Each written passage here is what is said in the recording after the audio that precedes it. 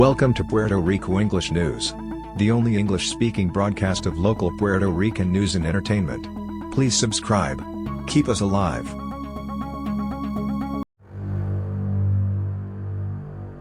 Monday, January 31st, Bayamon, Puerto Rico. The police identified the victims of a double murder recorded at dawn this Monday on PR2, intersection with Gilberto Concepcion de Gracia Avenue, in Bayamon.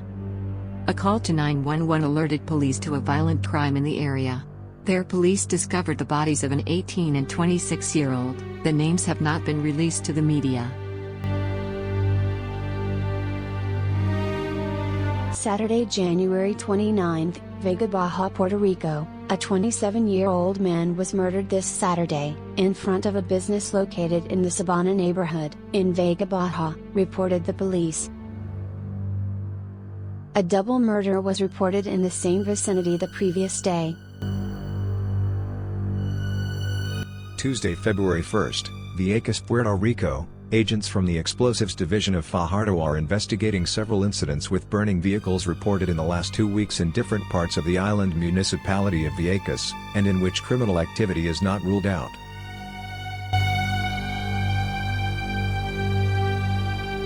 Thursday, January 27th, Bayamon, Puerto Rico. The cause of death of ophthalmologist Rafael Angel OCASIO Santa, 60, whose body was found Thursday inside a car in Bayamon with what appears to be a gunshot wound to the head, will depend on expert and pathological tests from the Institute of Sciences Forensic. The doctor's body was found Thursday inside a bus in a grassy area of Bayamon, where he also had a medical office.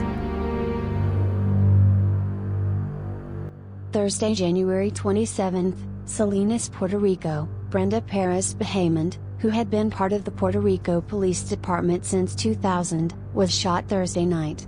Seriously wounded, the agent arrived at the headquarters of the Highway Division in Salinas, which is located minutes from her home. According to Colonel Rivera, once at the police department, Perez Bahamonde offered information that led to the arrest hours later of her ex-partner, who was arrested in a residence in the Sabadell neighborhood. During the past year, Agent Brenda Perez, who was shot to death last night in an incident of domestic violence, had requested a restraining order so that her ex-partner, also police officer, Jose Rivera Velazquez, would leave their residence in the town of Salinas, Puerto Rico. According to the criminal investigation, a judge issued a protection and eviction order, but by the first week of December it had been rendered ineffective. The claim before the court, he indicated, was due to the fact that Rivera Velazquez refused to leave the home. Of even greater concern is that a psychological evaluation protocol through which the police officer Jose Rivera Velazquez went through was so ineffective that, 3 weeks ago, the officer's service weapon was returned. The same weapon with which he allegedly shot and killed his ex-partner and also an agent, Brenda Perez Bahamonde, in Salinas. Domestic violence advocates are demanding these protocols be evaluated. Nicole Colon Perez, the youngest daughter of police agent Brenda Perez Bahamonde, learned that her mother had been murdered through a social media post. "My mother was everything," she tearfully stated. Sunday, January 30th, Moca, Puerto Rico. The authorities continue to investigate an alleged incident of domestic violence that occurred on Sunday night, in which a man may have been run over by his wife, in Moca. According to preliminary details, the 36-year-old woman ran over her 35-year-old husband with a 2020 Hyundai Accent vehicle. Police did not offer details of the reasons that caused the incident. The wife was initially detained, but was later released while the investigation is carried out, by order of the Aguadilla prosecutor's office. The car with which the man would have been hit was seized as part of the investigation. The wounded man was treated at a hospital in the region and was later transferred to a hospital institution in the metropolitan area, the police indicated.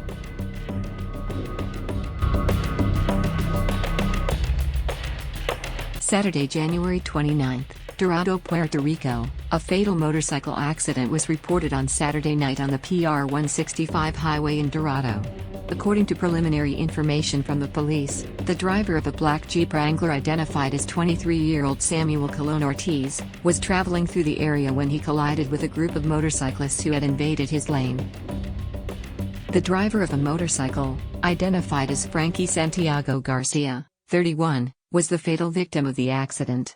After the crash occurred, the group of motorcyclists got out and attacked the person who was driving the Jeep. Also injured in the accident was Kimberly Figueroa Garcia, 31, a partner of the deceased Santiago Garcia. She is in critical condition at the Rio Piedras Medical Center. There were also 4 people with injuries and fractures identified as Jose Rodriguez, Nicolas Jimenez, Bernie de Leon and Paulo Rivera. 7 other people, including a 14-year-old minor, received minor injuries and are being treated in a hospital in Bayamon and listed in stable condition. It was indicated that a breath test was carried out on Colón Ortiz, showing 0.16% alcohol. The others involved returned 0%. Although prosecutors have indicated Colón Ortiz was not the cause of the wreck, he will be charged with operating a vehicle under the influence of alcohol. Sunday, January 30th, Florida, Puerto Rico. The authorities arrested 41 people who were in a clandestine cockfighting ring, on PR 665, kilometer 1.5 in the Los Tosas neighborhood, in the town of Florida. The authorities seized vehicles, drugs, cash and ammunition.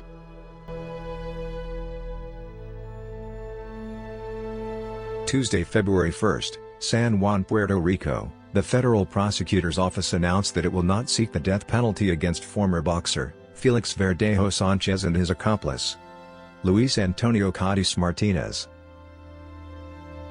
In April 2021, Felix Verdejo is said to have asked Antonio Cadiz to help him murder Kieshla Rodriguez.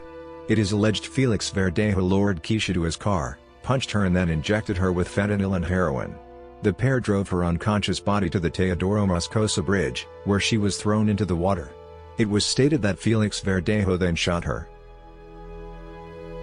The complaint establishes that Cadiz Martinez cooperated with the authorities and revealed that on April 27 Verdejo Sanchez contacted the witness and asked him for help to end the victim's pregnancy, who told the fighter that she was pregnant with his son. Kieshla's body was found on Sunday, May 2, floating in Laguna San Jose. The autopsy revealed that her death was due to suffocation by immersion. The toxicological examination detected traces of fentanyl and heroin in her blood, while the body had fractures on the face, including the jaw. These revelations are compatible with the information offered by the witness. Kieshla's body was tied with cables and had blocks weighted and bound onto her. Although Puerto Rico does not have the death penalty, federal law and federal cases apply uniformly, allowing federal prosecutors to seek the death penalty. Felix Verdejo is being held without bail at the Metropolitan Detention Center in Guaynabo, Puerto Rico. Tuesday, February 1st, San Juan, Puerto Rico. The owner of the Yatea company, Jorge Javier Marrero Gerena, informed the federal court that he reached an agreement with the prosecution to plead guilty in the child exploitation case. September 2021, agents of the Immigration and Customs Enforcement Service arrested businessman Jorge Javier Marrero Gerena, owner of the Yatea Boat rental company, after being accused by a grand jury of sexual exploitation against 3 minors. The arrest occurred at the merchant's residence, located in the Vista Mar neighborhood in Carolina. Marrero Gerena faced 2 counts of attempting to coerce a minor, coercion of a minor, and production of child pornography. It was alleged that between November 6 and 19, 2019, Marrero Gerena sent text messages to what he believed to be a minor under the age of 13, to encourage her to engage in illicit sexual conduct.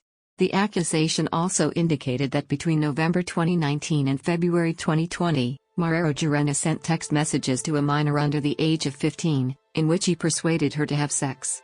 Likewise, the statement indicated that on February 8 the accused sent messages to another minor under 16 years of age, asking her to engage in explicit sexual conduct, with the purpose of producing images.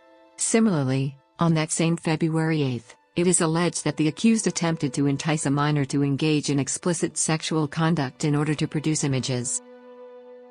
Marrero Gerena faces a mandatory sentence of 15 to 30 years for producing child pornography and 10 years to life for charges of enticing a minor to engage in explicit sexual conduct.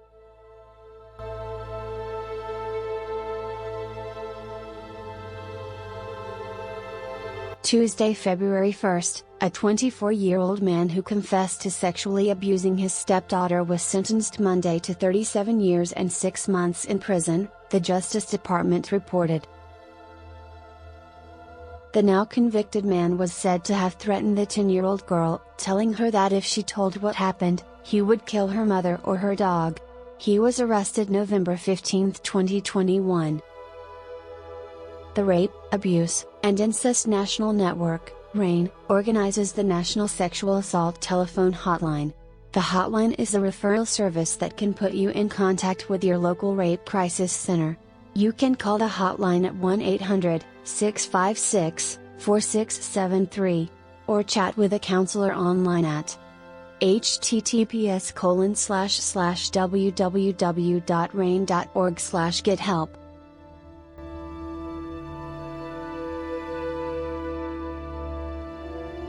Monday, January 31st, Bayamon, Puerto Rico, the second trial against Pablo Casellas Toro, for the murder of his wife Carmen Paredes, was delayed Monday, until the Court of Appeals resolves a writ of certiorari filed by the public ministry in which they demand a unanimous verdict to be acquitted of the charges.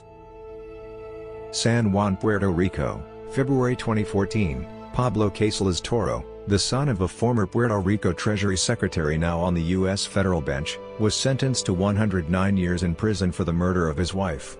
Casellas was convicted January 22, 2014 of killing wife Carmen Paredes on July 14, 2012, at the couple's home in the affluent San Juan suburb of Guaynabo, Puerto Rico.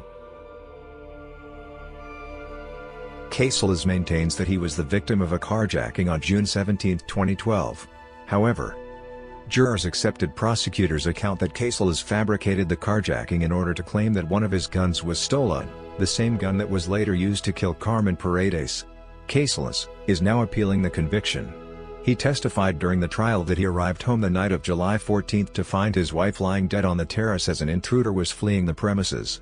Forensic evidence, however, showed that Paredes was killed inside the home and her body moved to the terrace. One of his daughters, Maria Jose Casellas Paredes, has accompanied her father to court and is providing support throughout his incarceration and appeal process.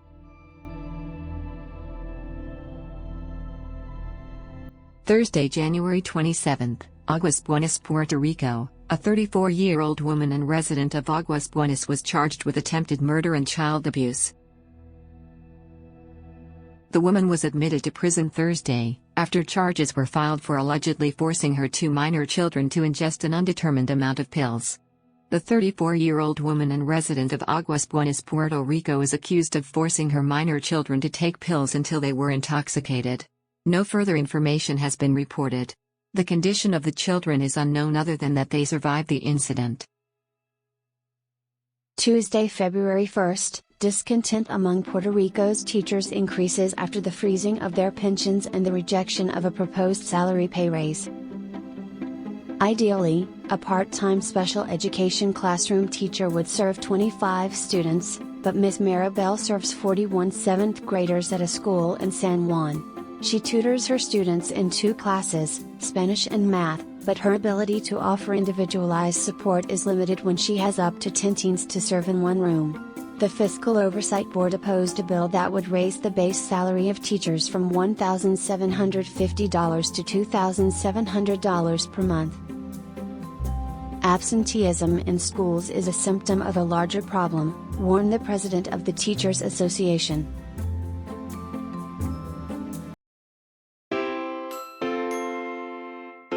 Here's your weather for the week, for the north side of the island. Wednesday, high of 82, low of 72 with a 24% chance of rain. Thursday, high of 79, low of 72 with a 71% chance of rain. Friday, high of 79, low of 72 with an 80% chance of rain. Saturday, high of 81, low of 70 with a 41% chance of rain. Sunday, high of 82, low of 72 with a 33% chance of rain. Monday, high of 82, low of 72 with a 34% chance of rain. Tuesday, high of 82, low of 72 with a 24% chance of rain.